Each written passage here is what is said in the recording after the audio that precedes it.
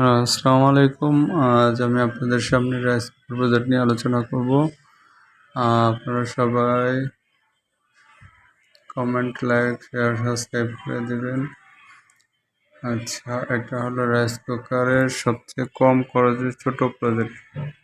এখানে auto washing line, এখানে বডিগুলো এনে প্রেস করার পর ওয়াশিং করা হয়। ময়লাযুক্ত বডিগুলো থেকে ময়লা পরিষ্কার করা হয়। তেল, অন্যান্য যে কেমিক্যালগুলি থাকে সেগুলো পরিষ্কার করা হয়। এখানে ওয়াশিং করা হয় কয়েকটা ওয়াশিং কেমিক্যালের মাধ্যমে।